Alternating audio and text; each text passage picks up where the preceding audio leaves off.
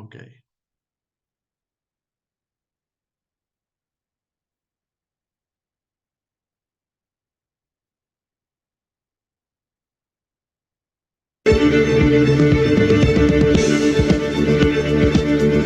Llegan por primera vez a la Argentina las Jornadas Europeas del Patrimonio.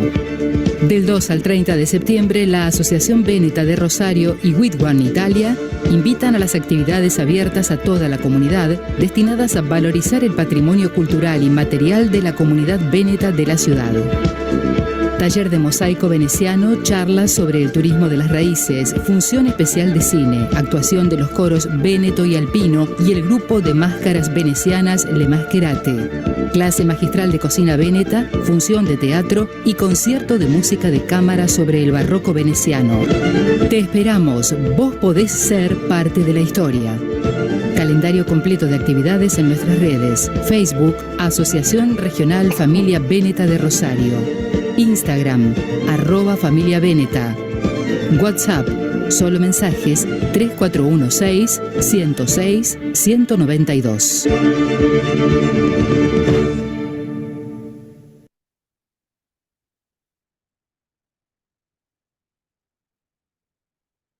Bene, buongiorno, buonasera a tutti. Io sono Mauro Testa, presidente dell'Associazione Veneta di Rosario e anche corresponsabile di Wigwam Rosario Local Community. Allora do il benvenuto a tutti, ringrazio tantissimo a Efren Tassinato, Katia Dalmolin e Loredana Flego che saranno i nostri ospiti oggi perché abbiamo lavorato anche tanto prima per organizzare questo convegno e con Efren anche abbiamo lavorato tantissimo per organizzare con tutta la rete Wigwam, organizzare queste giornate europee del patrimonio a Rosario, che come sappiamo è la prima volta in Argentina e anche nel Sud America che si fanno e che si organizzano da un'associazione di emigrati, diciamo così. Come avete visto nel video, non so se avete capito tutti lo spagnolo, ma si diceva che queste giornate hanno lo scopo, l'obiettivo qua a Rosario di valorizzare e di mostrare alla comunità in generale il patrimonio culturale immateriale della comunità veneta a Rosario.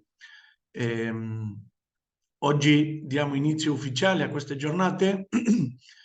Saranno 9 attività che faremo durante tutto il mese di settembre, che coincide anche con il nostro mese, il 39esimo anniversario della nostra associazione, che è stata fondata nell'anno 84 da immigrati veneti.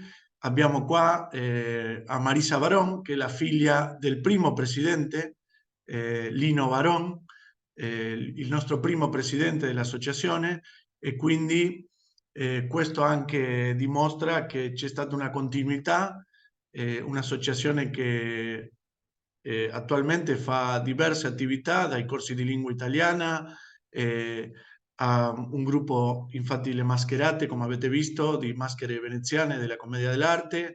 Abbiamo un coro veneto che canta in italiano ma anche in veneto. E poi un ciclo di cinema italiano e diverse attività.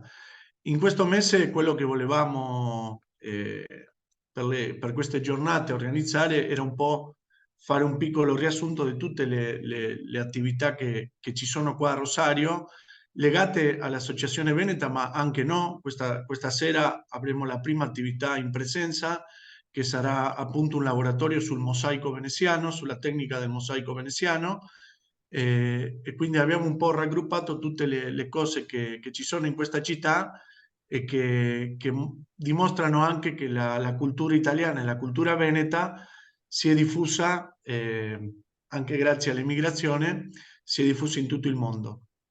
Io vorrei adesso presentare i nostri ospiti, come dicevo.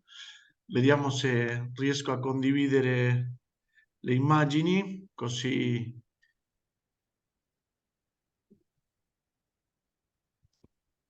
mi aiutano. Ok, si vede? Sì. Allora, Il primo a parlare sarà l'amico Efrem Tassinato. Dall'anno scorso che l'Associazione Veneta si è costituita come una comunità locale della rete Wigwam. Soprattutto abbiamo cominciato a lavorare con il premio Stampa Veneta l'anno scorso e Stampa Italiana quest'anno.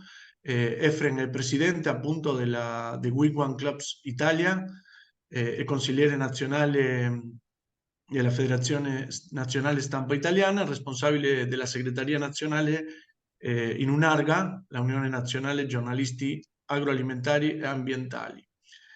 Io vorrei approfittare per ringraziare Efrem perché dall'anno scorso che ci siamo conosciuti abbiamo lavorato tantissimo a tutta la rete, ci sono presenti anche adesso membri della rete Wigwam, delle comunità locali, e io mi auguro che anche continueremo a lavorare in questo senso da adesso in poi. Scusatemi, ma la tecnologia... Si vede Katia? No. Aspettate. Adesso? Sì. Katia, un'altra amica originaria del sud del Brasile, Santa Maria, ci siamo conosciuti lì 22 anni fa, appunto in un incontro culturale dei cori italiani del Mercosur e anche le mascherate. Adesso abita da parecchio tempo a Bassano del Grappa, in Veneto, è responsabile di Gens Turismo Genealogico, lì c'è il sito, vi raccomando di visitarlo, è accompagnatore turistico, ha un master in storia regionale nella Università G Passo Fundo, in Brasile. Lei lavora da anni con il turismo delle radici, appunto adesso oggi ringraziamo anche per questo perché si è collegata da Arezzo, dove sta lavorando anche per comprare e per ottenere dei documenti storici, poi sicuramente ci racconterà. Allora, aspettate.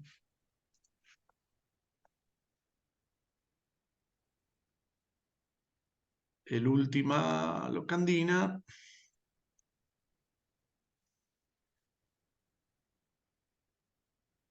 Ecco. Loredana, si vede? Bene. Appunto, Loredana ci siamo conosciuti quest'anno perché appunto l'Associazione Veneta ha organizzato alcuni incontri per valorizzare le storie delle donne venete e appunto Loredana ha partecipato in uno di questi incontri e è lì che ci siamo conosciuti e veramente anche devo ringraziarti perché dall'inizio che hai fidato ti hai fidato di noi, della nostra associazione, del nostro lavoro e quindi è così che abbiamo invitato Loredana, che è coordinatrice per la Regione Veneto e anche Trentino per il progetto del turismo delle radici del Ministero degli Affari Esteri e la Cooperazione Internazionale. Lei da anni che lavora anche legata all'associazionismo con veneziani nel mondo e quindi è per noi molto importante che ci sia anche Loredana, Katia ed Efrem perché stiamo collegando un po' con il turismo, con il tema del turismo delle radici, ma stiamo collegando le nostre associazioni in un lavoro congiunto che va anche al di là del turismo delle radici, ma che crea dei legami per il futuro. Allora, io smetto qua di parlare un po'. La presentazione sarà in ordine, prima Efrem, poi Katia e poi Loredana. È previsto un tempo 10-15 minuti e poi daremo spazio a quelle persone che vogliono fare qualche contributo, idea, opinione dopo queste presentazioni. Va bene. Vi ringrazio ancora a Efrem, Katia e Loredana, ringrazio anche le persone che ci stanno ascoltando e che ci ascolteranno sicuramente a partire del 23 settembre dal nostro canale di YouTube.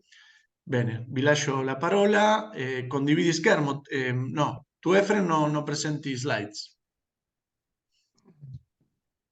Grazie Mauro di questa bella presentazione. Ha detto bene che è almeno un anno che stiamo lavorando per creare eventi come questo. Questo è tutto sommato forse il primo di un certo livello, perché intercetta il programma delle giornate europee del patrimonio promosse dal Consiglio d'Europa, di cui a Rete Wigwam è partner, uno dei partner principali da almeno una decina d'anni.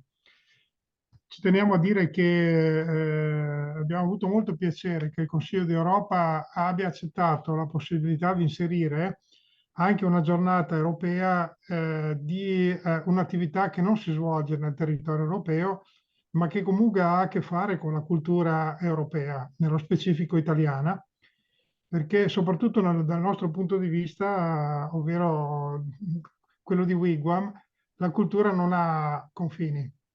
E anzi la cultura si arricchisce nel momento in cui si contamina vicendevolmente, senza perdere però l'identità, cioè senza creare, diciamo, commistioni che ne confondano la sostanza. Quindi diciamo che l'associazione Wigwam in questo caso in qualche modo esordisce con un modello che è anche un po' una visione, ed è la visione che la caratterizza da almeno 50 anni, cioè da quando l'abbiamo fondata in Italia. È un'organizzazione eminentemente ecologista, nasce tra le prime in Italia e nel mondo, ed è una appunto tra le primissime, perlomeno tra quelle che hanno riconoscimento ministeriale come organizzazioni di tutela ambientale a valenza nazionale, che nascono in Italia e nel mondo, ed esprime soprattutto questa visione, cioè il fatto che la tutela dell'ambiente deriva essenzialmente da una, come dire, da una visione legata alla cultura. Cultura come comprensione del valore delle cose, cioè se si comprende il valore della tutela dell'ambiente, il valore di ciò che abbiamo intorno, il gioco è fatto. Nel momento in cui però la cultura non ha questa primazia, evidentemente tutto passa in secondo ordine e vediamo i risultati. A questo proposito siamo quelli che hanno suggerito e stanno suggerendo a gran voce che le declinazioni per lo sviluppo sostenibile del terzo millennio, che sono della sostenibilità, che attualmente sono tre, ovvero sostenibilità, si parla di sostenibilità sociale, si parla di sostenibilità economica e si parla di sostenibilità ambientale e basta.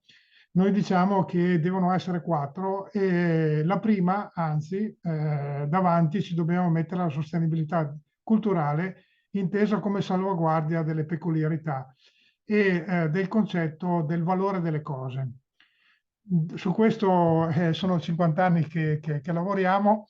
Le comunità locali, che attualmente sono 142 in 21 paesi a livello internazionale, fanno questo, cioè mantengono le tradizioni locali, ma non come uno sguardo esclusivamente al passato, ma perché rappresentano una radice identitaria innanzitutto, peculiare, distintiva, e che diventa una sorta di biodiversità culturale di carattere complessivo. Abbiamo visto il fallimento della globalizzazione intesa come c'è stata proposta fino ad ora.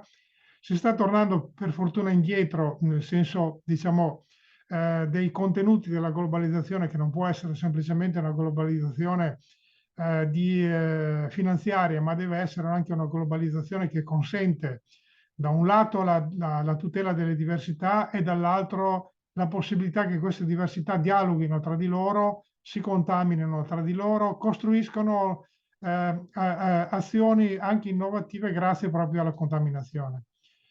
Non è un caso che questa esperienza parta dall'Italia e soprattutto parte del Veneto. perché l'Italia nel mondo ha una grandissima particolarità, ovvero è un popolo, tra virgolette, bastardo, nel senso letterale del termine. Cioè il popolo italiano è un popolo formato da contaminazioni che arrivano da sempre, si può dire. Ha contribuito la Roma antica, che è stato, diciamo, un impero, sì, però che è stato un impero multinazionale, si potrebbe definire, che ha portato in Italia le più svariate etnie. In Italia sono passati tutti, dalle invasioni barbariche fino alle conquiste, diciamo, arabe del sud Italia, e ognuno ha portato dei disastri, naturalmente, ma ha lasciato anche dei grandi contributi di carattere culturale. Perciò se in Italia abbiamo avuto il Rinascimento, per esempio, se in Italia abbiamo il patrimonio forse più importante a livello mondiale in termini di concentrazione di superficie, lo dobbiamo probabilmente a questa contaminazione. Oggi assistiamo ad un ulteriore passaggio. Siamo reduci negli ultimi 200 anni da un'emigrazione che dall'Italia si è spostata in mezzo mondo. Parliamo del Veneto, per esempio. Nel Veneto, i veneti sono poco meno di 6 milioni, oriundi veneti nel mondo sono circa 18 milioni.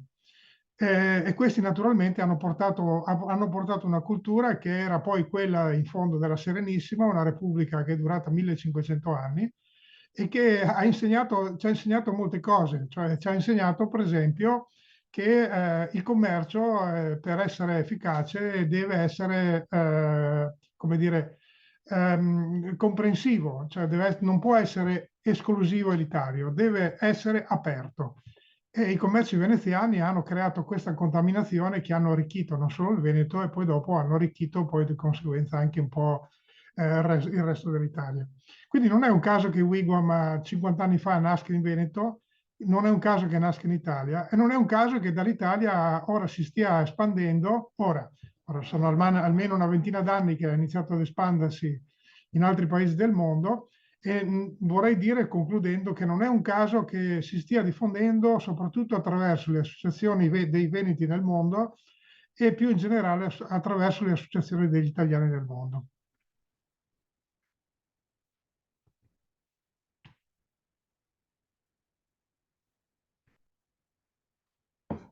Credo di aver esaurito il mio tempo disponibile. Poi comunque rimango a disposizione per i... Facciamo un primo giro e poi vediamo se ci sono le domande, anche qualcosa avrò da chiedervi. Bene, Katia. Buon pomeriggio a tutti, sono Katia Dalmolin, ringrazio l'invito e la possibilità di essere qui con Loredana, con Efrain, con Mauro, condividendo degli interessi in comune. Allora, io avevo programmato alcune cose perché sai, quando gli storici cominciano a parlare non si fermano più. Cercherò di essere breve. Comincio con una provocazione. Butto là, una provocazione. Da storico, da persone genealogista che piace le storie delle famiglie. Da dove parte il turismo delle radici? Qual è la prima cosa che dobbiamo fare per noi, qualsiasi persona, da parte che siamo qua in Italia o in Brasile o in Argentina, fare per i viaggiatori delle radici?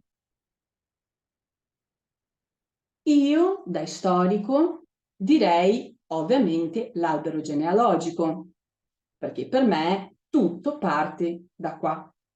Ribadisco che chi lavora con il turismo delle origini, radici, genealogico, dopo ognuno chiama il nome che vuole, deve conoscere assolutamente il suo albero genealogico e la storia delle migrazioni. Solo chi l'ha vissuta in famiglia, secondo me, mio parere, può avere una sensibilità tale per portare questa storia dentro ai nuclei familiari e capire cosa c'è dall'altra parte. Vi dico questo perché è fondamentale fare l'albero genealogico. Tutto parte da qua. Mia provocazione è: avete già fatto il vostro albero genealogico? Sì. Sapete da dove siete originari? Dopo, alla fine, possiamo discuterne un pochino su questo. Parte da qua l'importanza, perché quando io faccio questa ricerca devo capire dov'è la casa, chi sono le persone, ma non semplicemente la chiesa, il cimitero. Devo capire le storie, io voglio andare dietro alle storie di ogni famiglia. E perché vi dico questo? Perché io sono figlia dell'immigrazione, sono figlia del turismo delle radici, perché io, come voi, ho sognato con l'Italia raccontata dalla mia nonna, ancora in Veneto, raccontata da lei da quando ero piccola, quando avevo 6 anni, preparavo la valigia, non di cartone, non mi piace questa, preparavo veramente la valigia, non era di cartone, ma pur sempre una valigia, mettevo dentro 2 bambolini e dicevo: ciao mamma, vado in Italia, nella terra della nonna. Mia nonna non è mai stata qua in Italia. Però quando sono arrivata qua ho visto tutti i posti che lei mi raccontava, cioè era come rivivere tutto quello che lei mi ha raccontato. Allora, per questo dico, parte dalle storie della mia famiglia. Ma cosa posso fare io, persona normale che si interessa e che vuole fare il turismo delle radici? Devo cominciare a fare e a cercare il mio albero genealogico.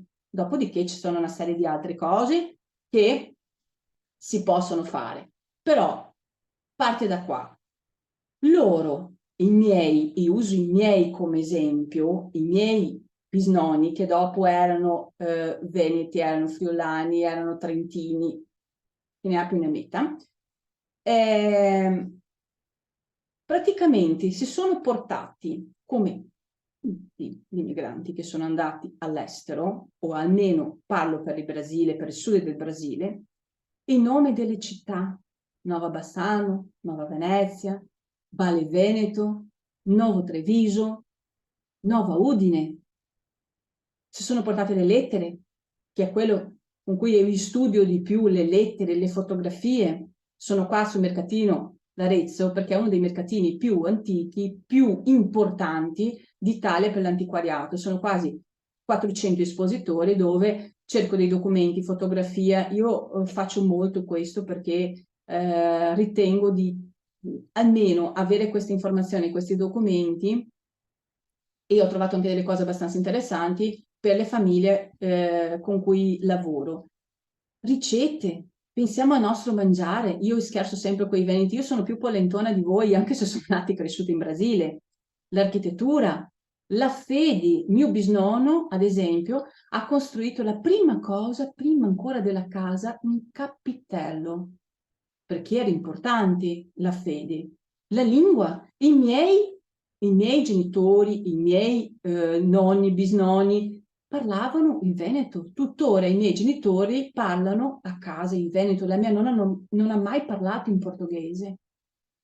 I gemellaggi che dopo, con gli anni, sono creati più di un centinaio, se vogliamo parlare di questo. Allora, ce ne sono parecchie cose. Eventualmente mi fermate se io vado troppo avanti col tempo, per cortesia.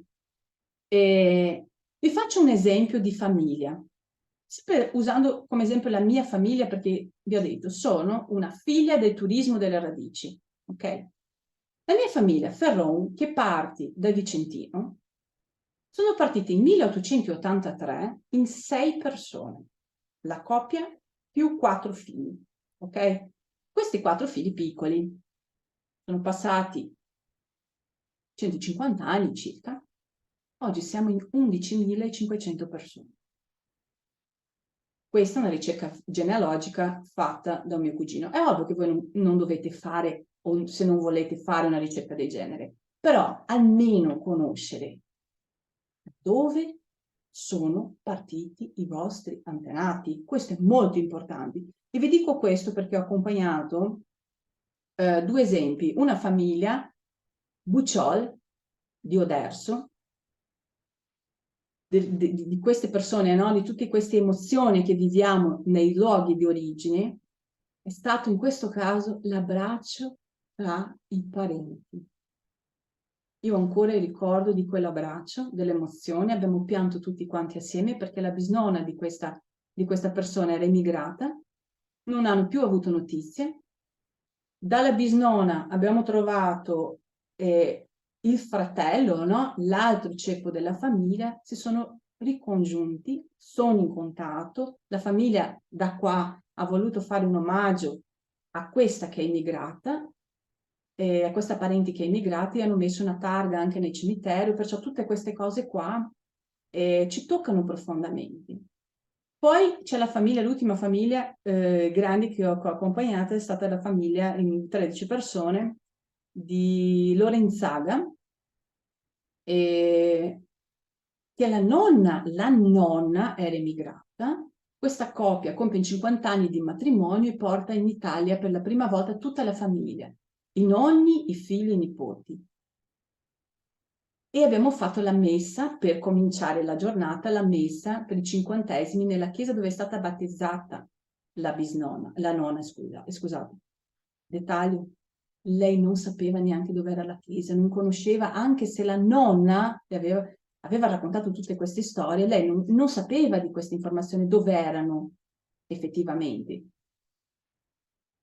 dove era questo luogo di origine.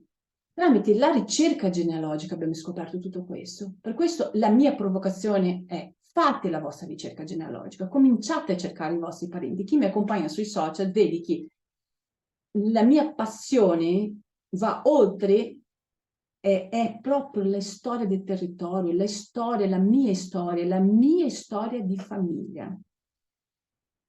Per concludere, i nostri antenati hanno fondato, come dice una canzone, non so se tutti la conoscete, il canto degli migranti, fondato paesi e città.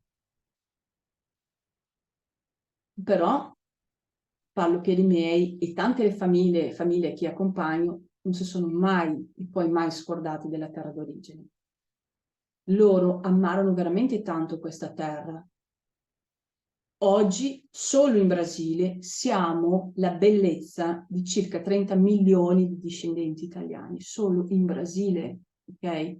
Questo è l'input più importante per capire l'immigrazione verso l'America, verso il sud del Brasile o l'Argentina.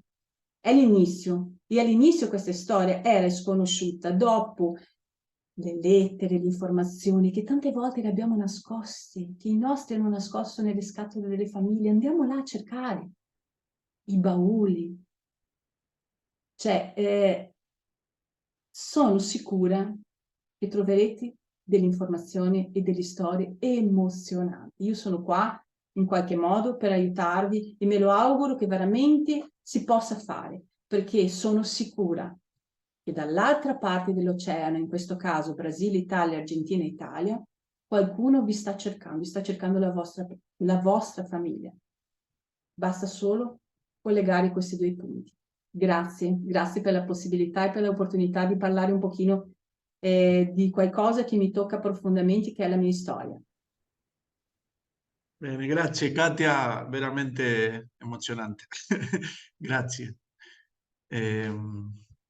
Bene, do la parola a Loredana, ti faccio anche host così condividi gli slide. Perfetto, grazie. Aspetta.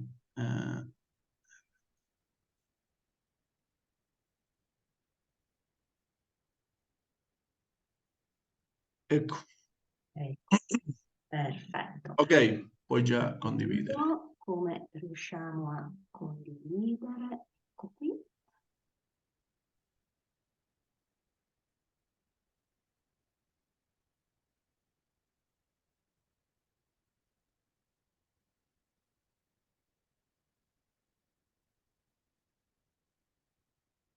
Riuscite a vedere? Sì. Sì, se vuoi anche mettere lo schermo completo, Sì, meglio no. ancora. Vediamo un pochino. Allora.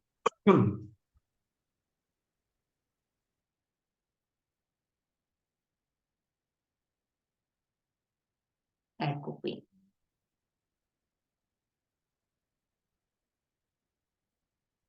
Vedete? Sì, bene.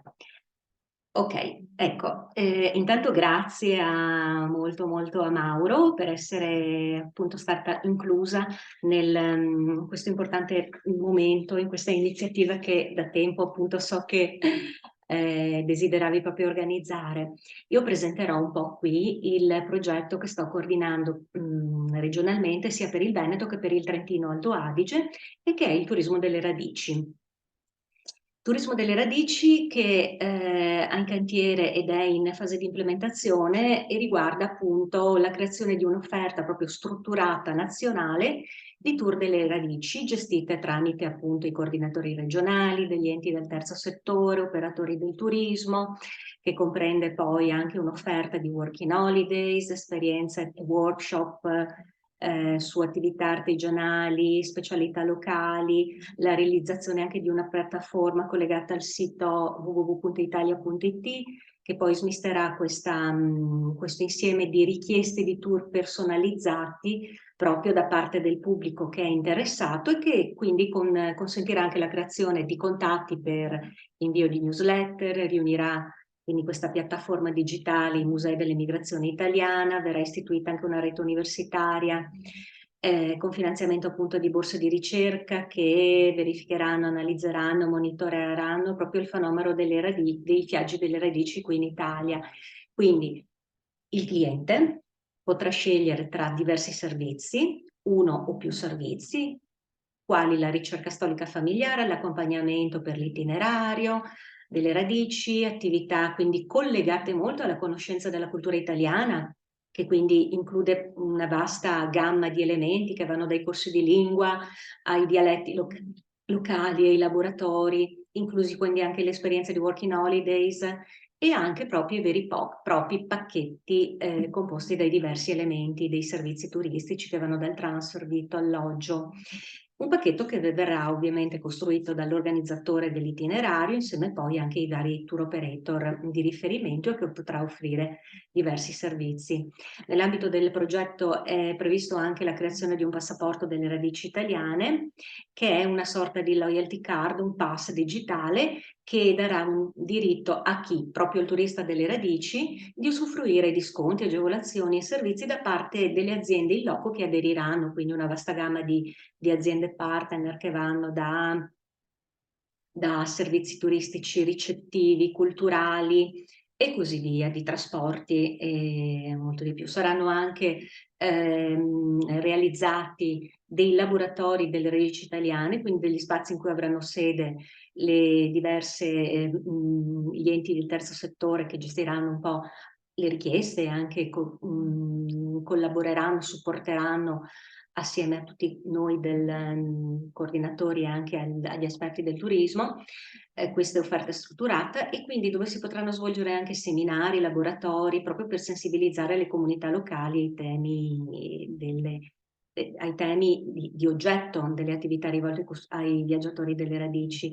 Quindi saranno degli spazi già funzionanti e quindi potranno essere proprio dei luoghi considerati strategici. Importante sarà il 2024, l'anno delle radici italiane nel mondo, che sarà divulgato attraverso incontri sui territori italiani, coinvolgimento delle comunità italiane all'estero, partecipazione ad eventi, ingaggio di influencer per incrementare appunto tutta la visibilità dell'offerta proprio sul turismo delle radici e anche una campagna pubblicitaria internazionale.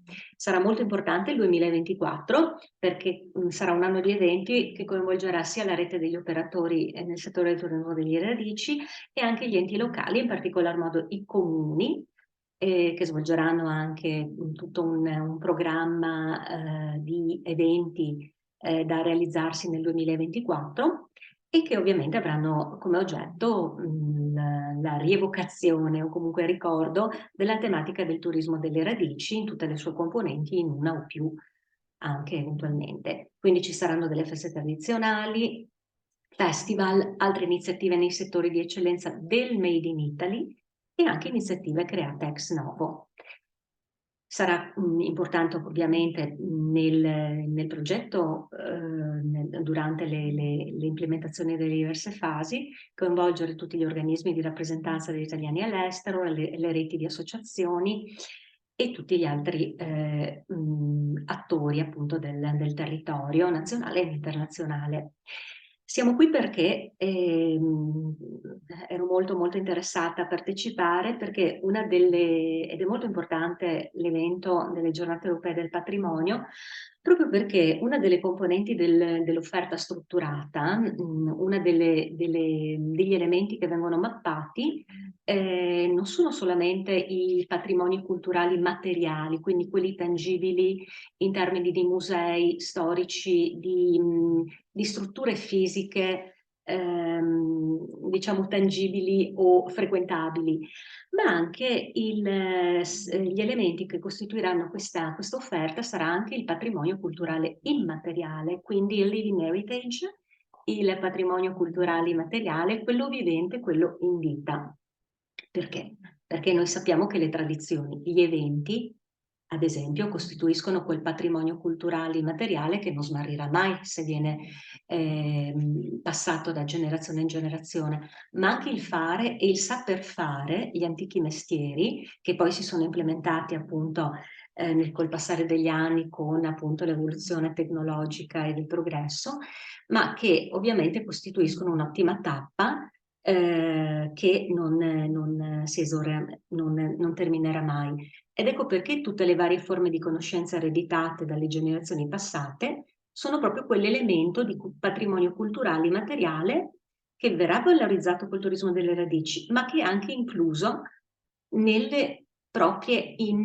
diverse attrattive culturali materiali, dove soprattutto nei gioielli del nostro patrimonio culturale in vita, che è custodito proprio nei musei, in quei musei che sono quei musei che citavamo anche prima del Made in Italy, quei musei etnografici, quei musei che ricordano appunto gli antichi mestieri che poi di anno in anno, di generazione in generazione, si sono evoluti anche grazie a un po' alla tecnologia e all'innovazione tecnologica che poi piano piano nei secoli si è andata a sviluppare.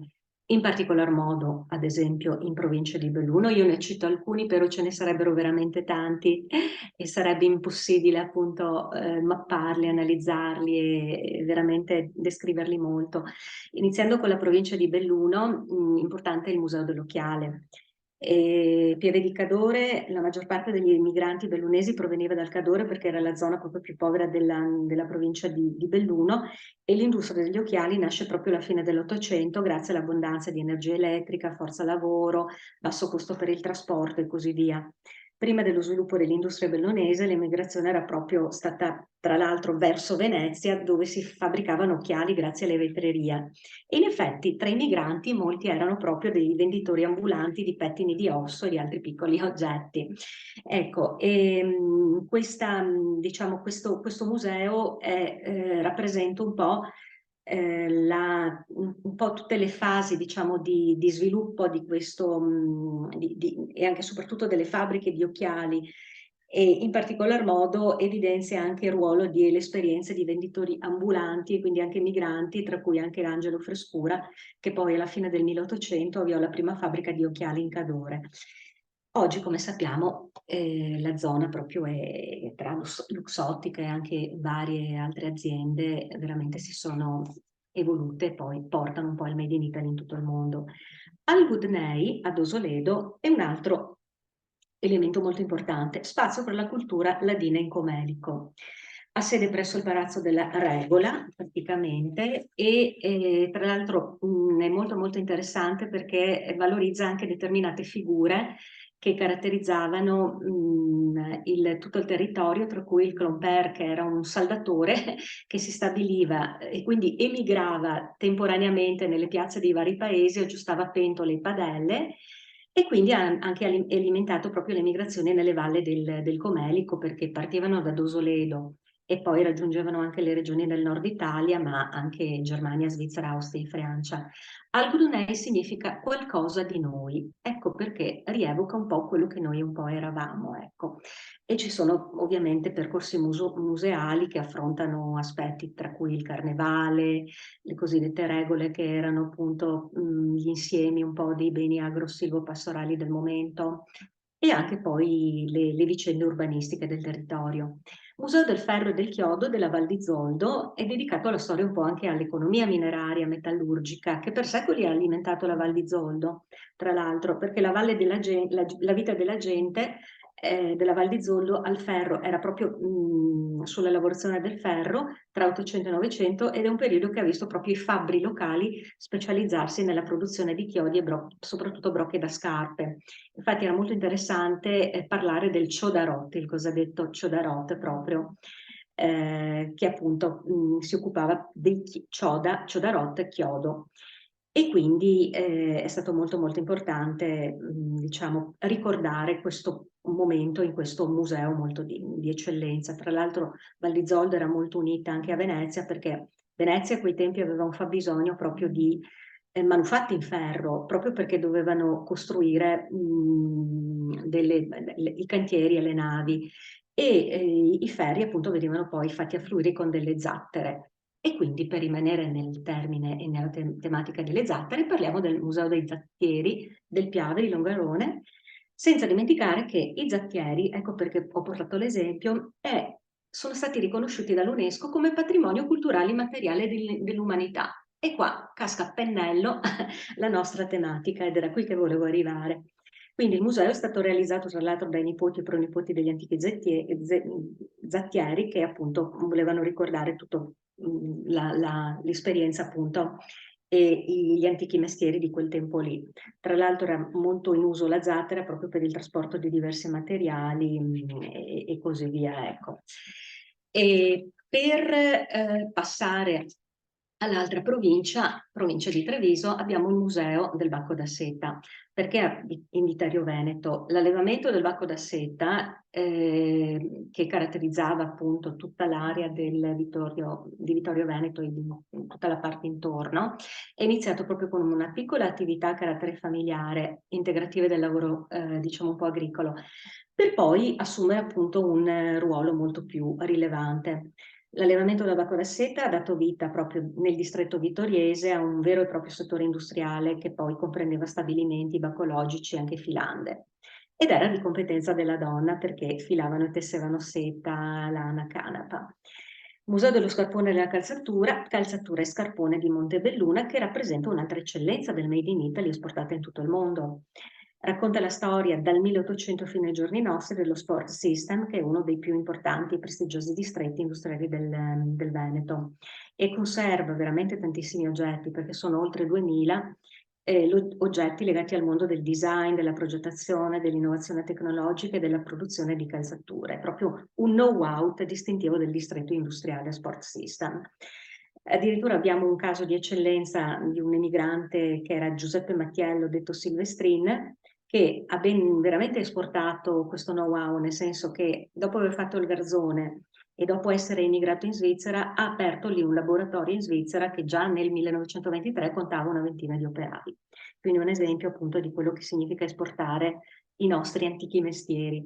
Museo della Civiltà Contadina e dell'Artigianato dell'Alto Livenza di Porto Buffolè, terra di migrazione, che è un periodo proprio di fioritura economico e che trasformò appunto questo centro nevralgico molto molto rinomato per l'industria del mobile. Infatti artigianato dell'Alto Livenza che poi si trasformò in quella che è l'eccellenza del fare il mobile, ecco. E qui in questo museo sono esposti tantissimi oggetti che rappresentano attrezzi ad esempio utilizzati in agricoltura, ma anche tutto quello che serviva un tempo per ricavare il vino dal torchio, e quindi giochi in legno e molto molto anche le macchine da tessitura ancora funzionanti. Provincia di Venezia, Museo della Bonifica di San Donà di Piave, che raccoglie la storia della città e del territorio nei grandi impianti appunto della bonifica. della bonifica e che tra l'altro è anche un centro di museo appunto diffuso che rappresenta la città all'interno di un territorio che nell'acqua tra bonifica e Piave ha proprio la sua specificità e quindi ambienti, storie e anche tradizioni, e dispone veramente di grandi archivi anche dedicati alla bonifica e anche alla Grande Guerra. Museo della Filanda Romani-Jacour, molto molto bello, a Salzano, perché rivive quello che era il lavoro nell'antica fabbrica della seta. Un'antica fabbrica della seta, una filanda che è stata costruita a fine dell'Ottocento, che era già all'avanguardia, era una delle più importanti del Veneto, perché nei periodi proprio di massima produzione dava lavoro a circa 250 persone, non persone così, erano tutte donne. Quindi tutte donne ad eccezione di 3 uomini, direttore, fuochista e macchinista, quindi un grande esempio anche di valorizzazione della figura femminile. E quindi tra l'altro era molto molto bello perché è bello perché l'allestimento è in ecosostenibile. Infatti l'arredo è stato fatto proprio in cartone con un materiale caldo e quindi ecologico, quindi centriamo veramente tutto quello che può essere la sostenibilità del turismo e l'ecologia tra l'altro. Poi c'è il Museo della Calzatura di Stra, la Riviera del Brenta. A fine 800 Stra era agricolo, però nell'emigrazione c'è anche, nel periodo dell'emigrazione c'è anche, diciamo, la calzatura, perché ad esempio noi possiamo citare l'azienda Voltan, Luigi Voltan era un emigrato che andò a Boston e si impiegò in una fabbrica di calzature, entrò in contatto con la produzione meccanizzata, dopodiché chiese al suo titolare di vendergli dei macchinari usati e ritornò a Stra armato anche di questo bagaglio tecnologico e fondò il primo calzaturificio che proprio produsse calzature economiche e veramente molto, molto belle. Poi col passare degli anni ha iniziato anche proprio a, diciamo, a implementare la produzione di scarpe femminili di alta gamma, quindi è veramente molto carino il museo perché è presso una villa molto bella che è Villa Foscarini Rossi, dove ci sono veramente oltre 1500 modelli di calzature femminili di lusso. Provincia di Rovigo, Polesine, sapete che Polesine significa terra palludosa, è un territorio ricco di terra e di acqua. Era un territorio molto fragile perché si trovava al di sotto del livello del mare, quindi è anche famosa questa zona per le, diciamo, per le alluvioni, le inondazioni e così via, oltre che per altre cose. Molto molto carino è il Museo Storico della Giostra e dello Spettacolo Popolare. Anche qui è l'espressione, diciamo, a Bergantino di quello che era proprio la storia del paese, legato alla tradizione dello spettacolo, ecco qui, migrante e viaggiante, e al mondo della fiera e del Luna Park. Ci sono stati 2 geniali personaggi di Bergantino, che erano stati 2 meccanici di biciclette, Bacchiega e Favalli, che hanno iniziato proprio a progettare e a costruire giostre, quelle che poi sono diventate un emblema di Bergantino e che hanno dato anche la nascita al distretto industriale veneto della giostra in Polesine. Museo della Bonifica di Cavendramin, si trova in Cavendramin, che era proprio, tra l'altro, dal nome veneziano, era di proprietà terriera di una nobile famiglia veneziana, e anche questo museo è anzi un impianto idrovoro, Cavendramin, che è un esempio di archeologia industriale fondamentale proprio. Era strumento fondamentale per la bonifica meccanizzata e quindi era quella di sollevare le acque di tutto il bacino superiore. Museo delle Acque di Crespino, altrettanto molto bella. Crespino nel 951 fu colpita dall'alluvione. Museo delle Acque è un'espressione appunto diciamo racconta come si svolgevano le attività quotidiane lungo i corsi proprio d'acqua, dalla pesca al lavoro nei mulini nattanti, dalla prevenzione nei periodi di piena del fiume e così via. E anche fa vedere le immagini dei pescatori attraverso una serie di reperti e così via. Padova, Museo Civico Etnografico Camillo Corrain di Stanghella, è un centro bellissimo di documentazione sulla colonizzazione umana del territorio che dai Colli Euganei si spinge fino all'Agine. Qui si possono vivere, diciamo, e rievocare un po' gli ambienti dell'osteria, le officine rurali che sono dedicate ai mestieri portanti dell'agricoltura, quali fabbri, carradori, maniscalchi, i fabbri e anche rivivere le attività proprio di questi personaggi qui. Museo di Cavatomba. Vi erano molte cave nella zona di Centeugano in passato, una di queste era Cavabomba, fornaci per la produzione della calce, e quindi questa è un'ex fornace dove si può appunto ancora rivivere e dove è documentato il tradizionale processo produttivo della calce. Il Museo della Navigazione Fluviale di Battaglia Terme è altrettanto significativo proprio perché è un viaggio nell'arte perduta del trasporto fluviale e lagunare, l'arte della navigazione dove? In acque interne. Quindi si ha una sfaccettatura dell'attività cantieristica, una varietà di tipi di imbarcazione e così via. È importante nel Battaglia Terme, molto molto carino, anche il palio dei barcari, che quindi rievoca un po' l'attività dei tiranti, il traino umano dall'argine di una barca tradizionale. Provincia di Vicenza, anche questa ha le sue peculiarità. Museo della Ceramica a Nove soprattutto, dove si possono veramente avere un'offerta panoramica dei tipi di ceramica prodotti nel Veneto, terracotte, maioliche e così via. C'è anche il grande vaso di Pablo Picasso del 1950. E Nove è ovviamente conosciuta come la città della ceramica. E, già ovviamente tra l'altro uno dei produttori di Nove fu ancora ai tempi della Serenissima Giovanni Battista Antoni Bon, che proprio grazie alle, diciamo, alle politiche basate sulle agevolazioni fiscali per dare impulso alla produzione locale degli oggetti in ceramica, aveva implementato tra i primi produttori di Nove questa produzione qui.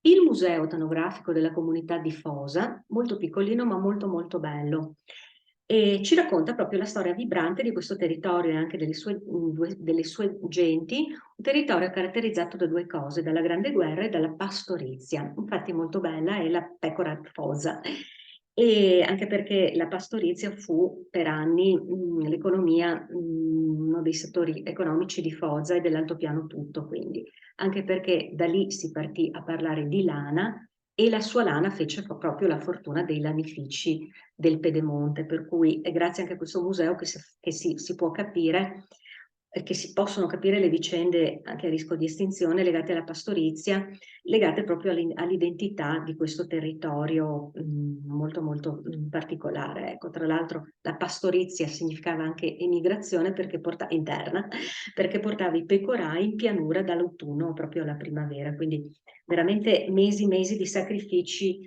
e di lavoro. I poli museo della Grappa, Bassano del Grappa. Ovviamente Grappa, Bassano del Grappa, la capitale della Grappa, e in questo museo, molto bello con 5 sale, si ripercorre proprio tutta quello che è l'evoluzione dell'arte della distillazione. C'è anche la bella sede di Schiavon.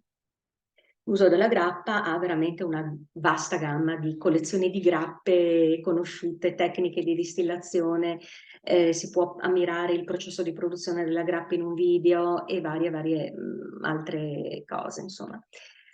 Provincia di Verona, per concludere, il Museo Nicolis o Nicolis a Villafranca di Verona è il museo praticamente dell'auto, della tecnica e della meccanica.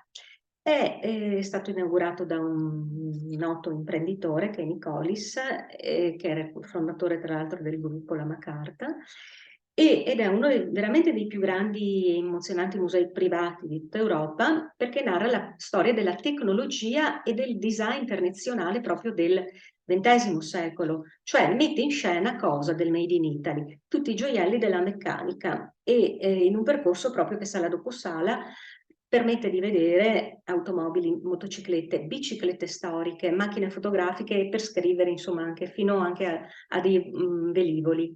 La Museo della Pesca e delle Tradizioni Lacustre di Peschiera del Garda, perché? Perché la pesca è stata a Peschiera del Garda attività economica base proprio del nutrimento fino appunto ad alcuni decenni fa. E quindi lì ci sono dei cimeli di antiche imbarcazioni, la tipica anguillara, pezzi rari, che immagini d'epoca proprio della storia, della tradizione, della cultura gardesana della pesca. e capitale della pesca sul lago come Peschiera del Garda, con la stanza anche dei calatafari, che sono i vecchi mastri carpentieri. Museo dell'olio di Bardolino, a Cesano precisamente di Bardolino, anche perché la sponda orientale del lago di Garda è la Riviera degli Olivi, è molto famosa proprio per la produzione degli olivi, e anche qui il museo nasce proprio per trasmettere la cultura dell'ulivo e soprattutto dell'oliva. C'è un percorso in questo museo molto molto bello che si snoda tramite una realtà tecnologica proprio bella agli inizi del Novecento fino alla nascente industria proprio meccanica, quindi ci sono strumenti antichi, di frantoi dal 1700 fino agli inizi del 1900, quindi era veramente un bellissimo esempio con video anche a supporto degli utensili esposti, proprio per raccontare l'importanza della coltivazione proprio di quello che era la coltivazione degli ulivi e proprio anche la tecnica di quelle che erano proprio le tecniche di raccolta delle olive, ecco. E quindi questo è un po' il piccolissimo esempio di quello che il Veneto può offrire nell'ambito del turismo delle radici e elementi che saranno quindi inclusi anche molto in questi itinerari, in questa offerta strutturata. Ecco.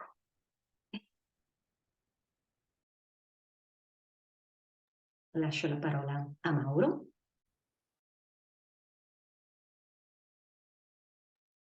Adesso. Bene, grazie Loredana. Se vuoi, ahí sta, chiudere la condivisione. Bene, allora abbiamo chiuso un primo giro dalle esposizioni. Allora, non so se qualcuno che ci sta ascoltando dentro di questo Zoom, dentro di questa sala, vuole fare qualche commento, anche fare qualche contributo, se magari è legato a questo tema, a questa tematica del turismo delle radici, o a qualche domanda per Efrem, Katia o Loredana.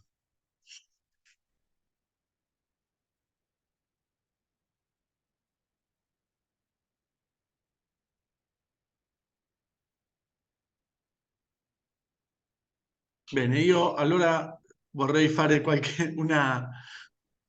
eh, Io sì, io poi se posso integrare sì. il mio intervento, ma quando tu mi dirai. No, appunto io volevo chiederti per questo, siccome io ovviamente partecipo alle riunioni delle comunità della rete Wigwam, so che state sviluppando un progetto che ha a che vedere anche con il turismo delle radici, un turismo delle comunità locali, e quindi volevo chiederti se potevi spiegare qualcosa al rispetto. Sì, beh, in effetti è proprio questo, è proprio questa l'integrazione, perché il mio intervento precedente è stato volutamente parziale, perché era necessario che fosse complementato dai contenuti molto sostanziosi in termini di input che ci hanno regalato Katia e anche Loredana. Cioè, loro due ci hanno detto: le comunità locali hanno dei patrimoni straordinari che in qualche modo vanno valorizzati. Allora la domanda che come Rete Wigwam a cui cerchiamo di dare una risposta in termini organizzativi è come fare in modo che questi patrimoni siano valorizzati, ma non a spot, cioè fin tanto che magari c'è l'entusiasmo del momento, oppure sono le mode, no? Adesso c'è la moda del turismo esperienziale, che è una gran bruttissima espressione, perché il turismo esperienziale non si può, insomma, tradurre l'esperienza ad un qualche cosa di esclusivamente sensazionalistico e momentaneo. Non esiste. Cioè il turismo, se è turismo, è un qualche cosa che va a conoscere una determinata realtà, fa tesoro di quella determinata realtà e poi possibilmente rimane nella memoria e ingenera, almeno dal nostro punto di vista, un flusso di rapporti oppure di anche comunque un legame che dovrebbe durare nel tempo, perlomeno in termini affettivi. Rete Wigom sta facendo due cose. La prima perché questo funzioni, perché funzioni appunto la valorizzazione di quello del grande patrimonio che Katia e Loredana ci hanno appena illustrato.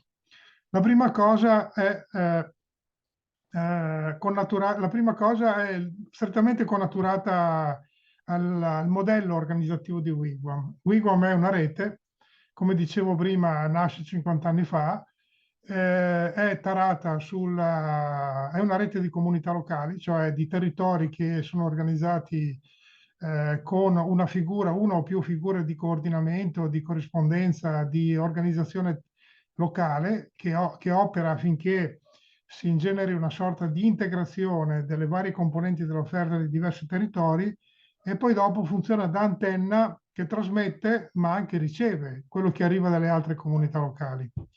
E quindi in realtà le 142 comunità locali attualmente istituite in 21 paesi dialogano tra di loro. Dialogano attraverso vari strumenti. E il principale è l'incontro settimanale. Tutti i lunedì dalle 19 alle 20:30 c'è l'incontro di tutti gli operatori delle comunità locali. Poi dopo chiaramente tutti non si riesce mai ad incontrarci, insomma, no? Però è il punto di riferimento che tutte le persone che hanno un ruolo di coordinamento, di corrispondenza in una determinata comunità locale di qualche paese che è in rete Wigwam, si collega e intanto conosce gli altri e si fa conoscere. E attraverso questa reciproca conoscenza incomincia a nascere anche l'interesse eventualmente a costruire interscambio.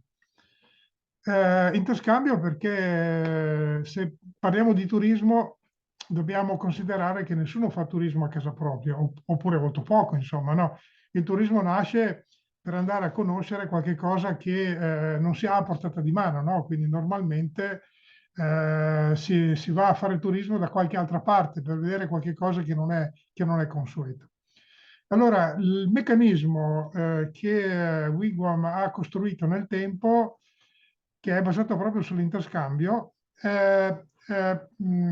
concepisce il turismo come un qualche cosa di ambivalente, ovvero diciamo che i territori sono contemporaneamente dei luoghi che possono diventare destinazione turistica attraverso l'emersione di queste particolarità di cui Loredana ci ha parlato. E in qualche modo, come dire, Katia ci ha stimolato perché ha parlato di un qualche cosa che è di immateriale, ma che è fortemente empatico perché è legato alla storia delle famiglie, quindi alla storia dei cognomi, alle storie delle dinastie, si potrebbe definirle, insomma, ecco, e che può muovere le persone.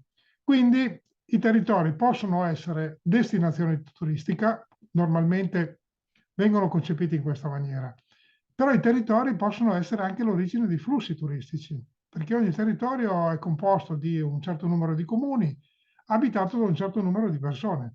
Allora, se c'è qualcuno che in quel territorio lì le organizza queste persone, fa conoscere ciò che esiste in altri territori con i quali si è in collegamento, è probabile, dico probabile perché succede nella misura in cui c'è impegno, c'è attività, c'è organizzazione, c'è continuità, insomma, ci sono tutta una serie di cose che bisogna fare perché succeda.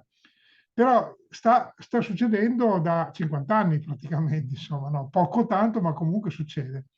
Ovvero attraverso queste figure di coordinamento, di corrispondenza, di organizzazione che stanno nei territori, i territori si organizzano sia per diventare ricettivi, quindi per offrire quello che hanno tutte le altre comunità e per motivare, organizzare i cittadini di questi territori a conoscere e quindi a rappresentare flussi turistici per altri territori. In pratica, con lo stesso investimento che normalmente si farebbe per promuovere un qualunque prodotto turistico, otteniamo due risultati. Otteniamo sia il risultato adesso uso due termini tecnici, sia il risultato dell'outgoing che anche quello dell'incoming.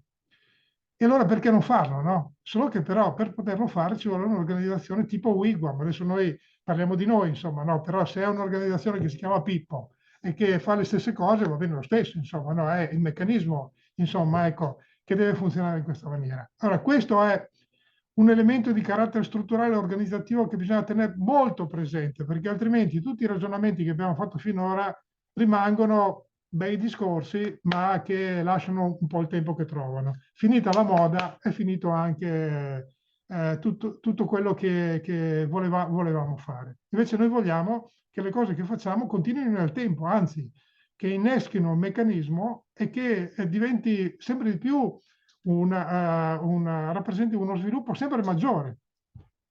La seconda cosa che stiamo facendo, di cui ha accennato Mauro prima, è motivare i giovani, soprattutto le nuove generazioni, perché è su di loro che noi dobbiamo costruire un imprinting forte di consapevolezza del valore che loro hanno nei loro territori e che attualmente non vedono, oppure che guardano, ma appunto non vedono, non ne capiscono la valenza, insomma, no? E quindi è necessario che ci sia qualcuno che glielo comunichi, è necessario creare degli stimoli, è necessario creare una divulgazione e questo lo abbiamo ottenuto attraverso questo progetto che abbiamo chiamato Premio Wigwam. Era nato come pilota un paio d'anni fa come Veneto, giusto per dire che molte cose, anche perché abbiamo la sede centrale nel Veneto e quindi ovviamente, insomma, no, abbiamo una forza, Rete Wigwam ha un proprio volano storico nel Veneto.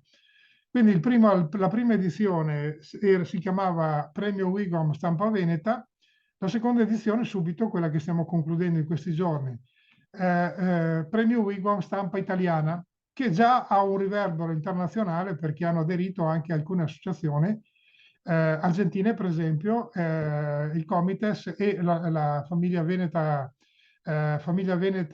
di Rosario, ma mi dice Mauro che ci sono altre associazioni, non solo di emigrati di origine veneta, ma anche di altre, diciamo, regioni italiane che potrebbero aderire a diciamo, a questo progetto.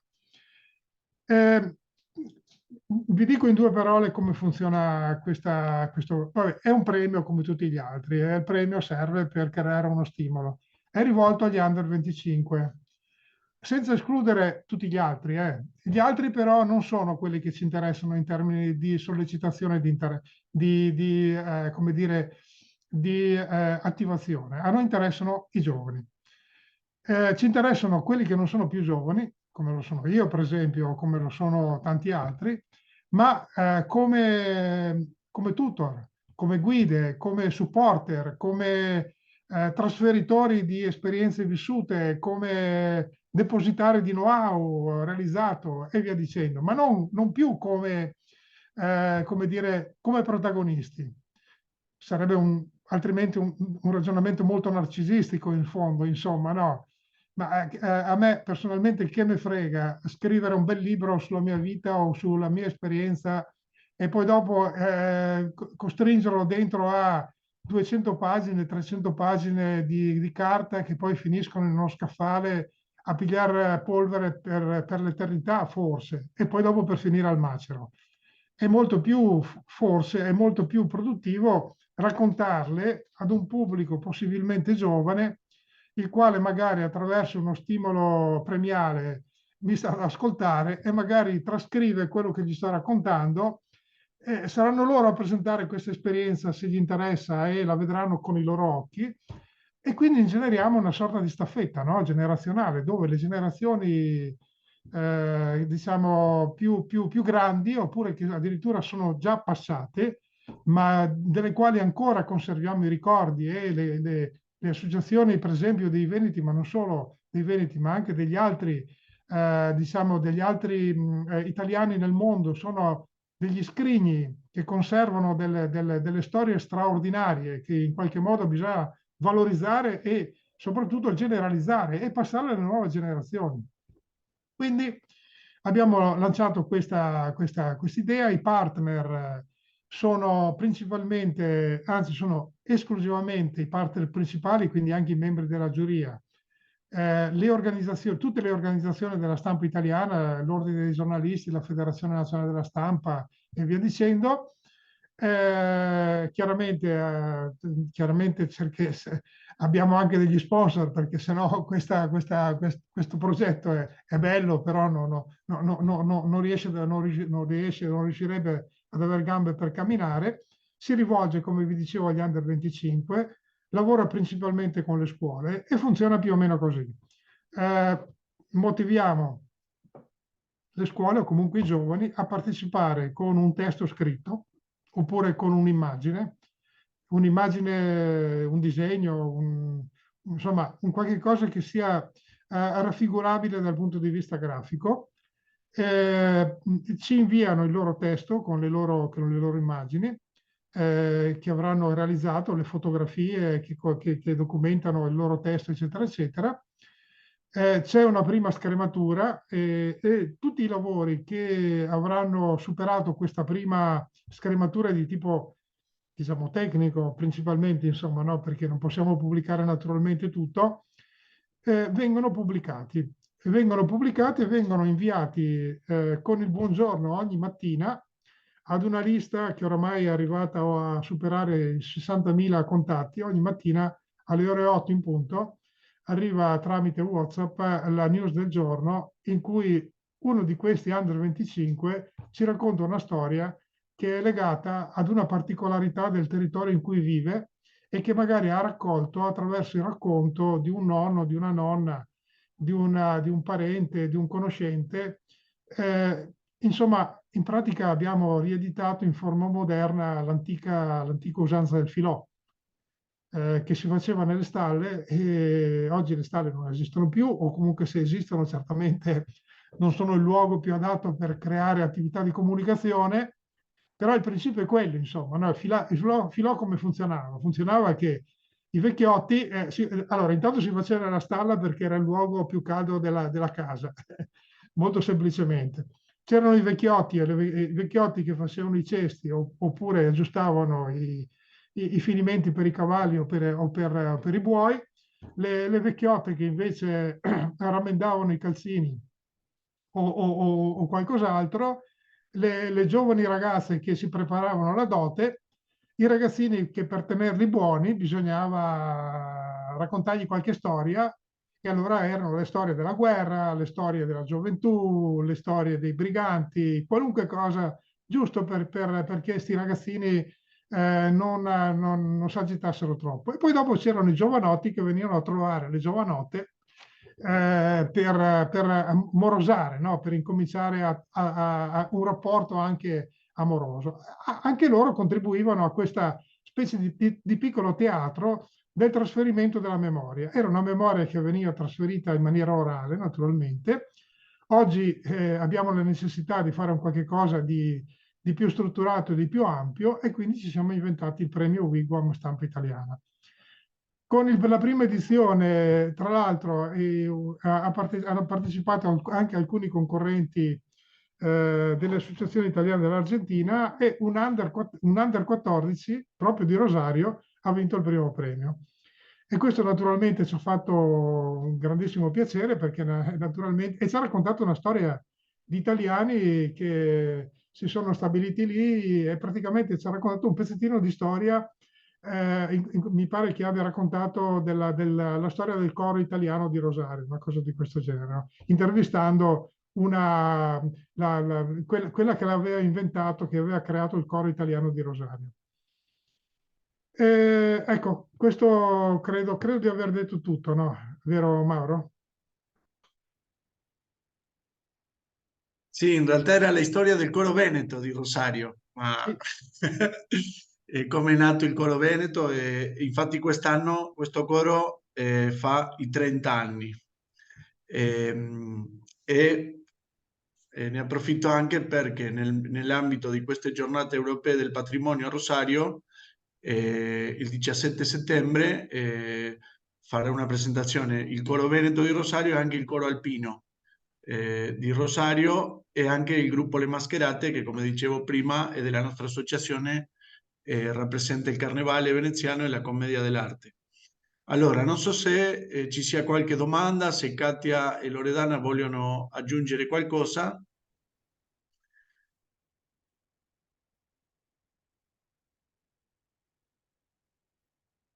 Se qualcuno vuole chiedere, siamo già un po' sui tempi previsti.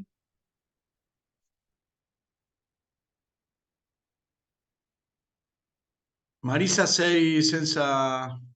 Sì, Hai- eccomi adesso. No, solo ringraziare gli organizzatori, cioè la famiglia Veneta, Mauro e tutti voi che collaborate così tanto e che ci date la spinta necessaria per andare avanti e conoscere e scoprire sempre di più le nostre radici, no?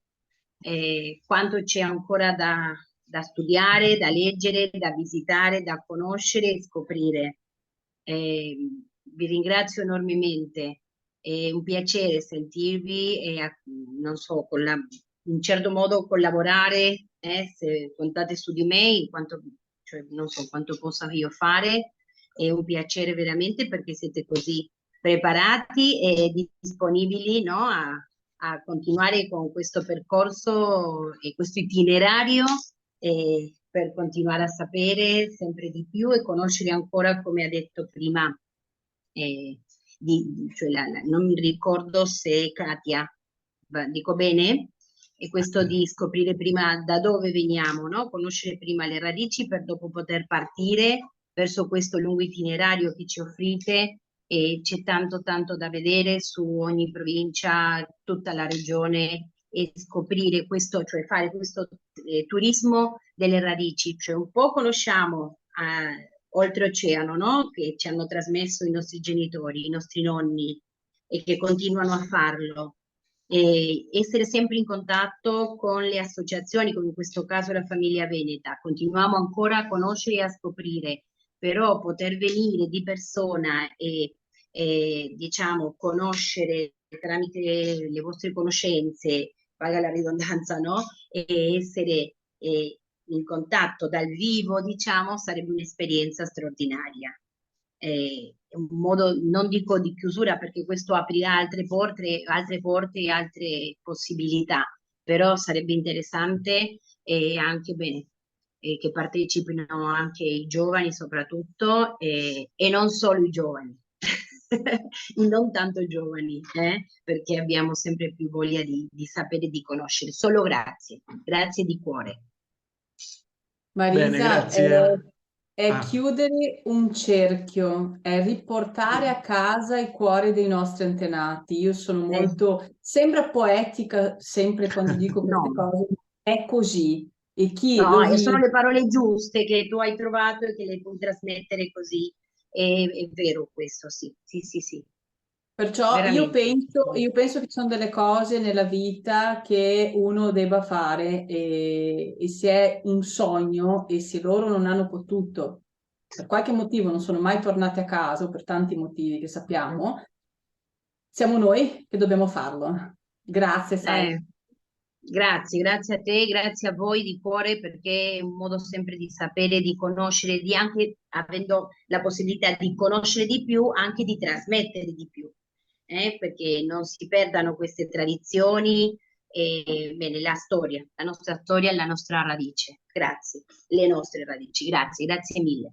Vorrei che dicesse due cose Concetta. Ciao Concetta, perché Concetta è una documentarista importante, tra l'altro, e lavora molto sul tema della valorizzazione delle particolarità dei territori. Presentati tu, Ecco, sono Concetta. riuscita. Mi sentite, vero? Non riuscivo a attivare l'audio prima. Bravo Efran che mi ha richiamato, ma volevo innanzitutto veramente ringraziarvi tutti perché è un po' come sentire quel filo che risuona dentro di noi ascoltando altre persone che percorrono quella via, dico io, no? E quindi è sempre un piacere, è sempre un ritorno, un riempirsi il cuore qualcosa in cui crediamo. E io come documentarista ho raccontato storie della mia terra, la Calabria, ma anche di altre regioni italiane, e per me il documentario è lo strumento per entrare in quei luoghi, in quei territori e vivere insieme a loro il loro quotidiano. Non era il raccontare televisivo tocca e fuga, perché non è quello che mi interessava, era proprio stare nei posti, conoscere le persone, raccontare le loro storie e le storie di questi luoghi. Questo è un lavoro che io ho fatto per 20 anni e che continuo a fare proprio come passione, diciamo secondo lavoro, perché non è con quello che vivi, no? Però era talmente forte la passione che ho smesso di fare l'avvocato per poter seguire questo sogno. E anch'io vengo da una famiglia di immigrati, i miei nonni sono andati in America, ho degli zii in Argentina, a Buenos Aires, fratello di mia nonna, e ho questa memoria, no, dei racconti che loro ci facevano. E questo delle radici è importante per qualsiasi essere umano, secondo me, perché se non sappiamo chi siamo, non sappiamo dove andare. Sembra un luogo comune, ma è molto importante.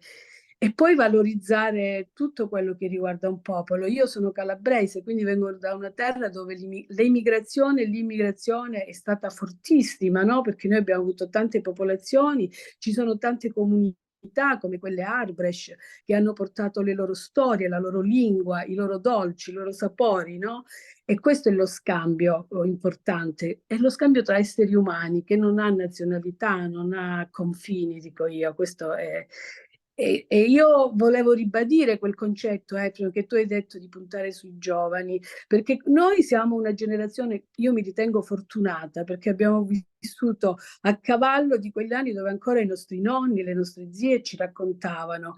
Se noi non continuiamo a raccontare, molte cose le abbiamo perse già, ne abbiamo perse tantissime, devo dire, no?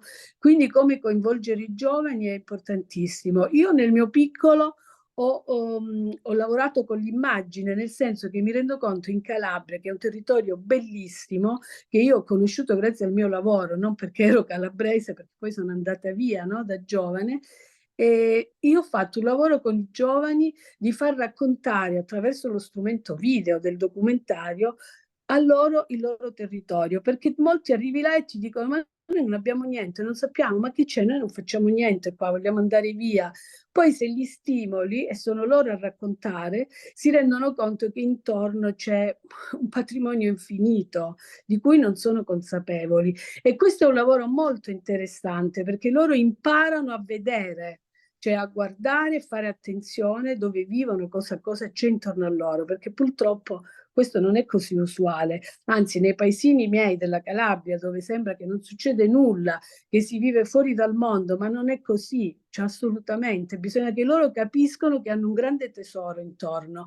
E giustamente, come dice Efren, noi dobbiamo essere input, stimolo, perché devono fare loro, non puoi andare lì a raccontargli le cose tu. Noi possiamo raccontargli l'esperienza, il nostro vissuto, quello che portiamo nel cuore, è ovvio, quello va trasmesso e va trasmesso ognuno di noi come l'abbiamo vissuto. Però loro devono guardarsi intorno, devono fare attenzione e essere presenti.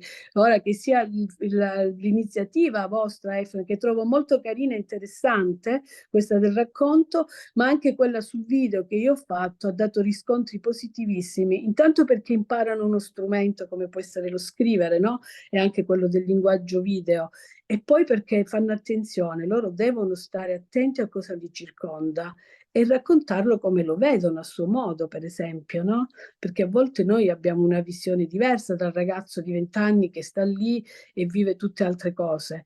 Però io dico c'è un patrimonio comune che è l'ambiente, cioè la natura, le tradizioni che appartengono a tutti, giovani, vecchi, bambini, non c'è distinzione.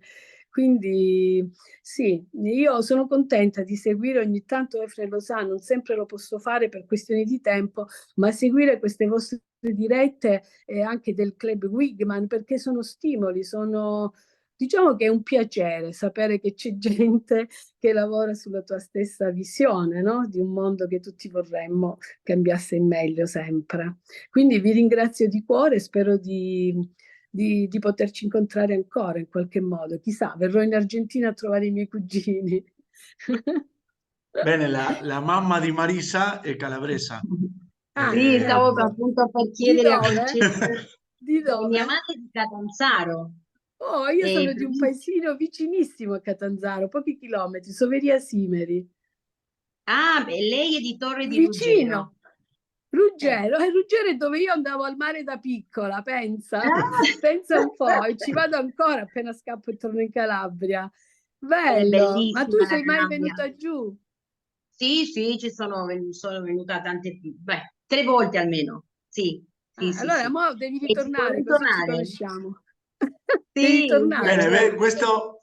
questo parla anche per chiudere, perché siamo già sui tempi, comunque poi Sì. continuiamo a parlare, ma un po' per chiudere parla anche di questo incontro del turismo delle radici, perché anche parlando tra di noi scopriamo sempre che c'è qualcosa che ci unisce, ci invitiamo a visitare, sempre che parliamo con Efren, Efren conosce appunto l'Argentina.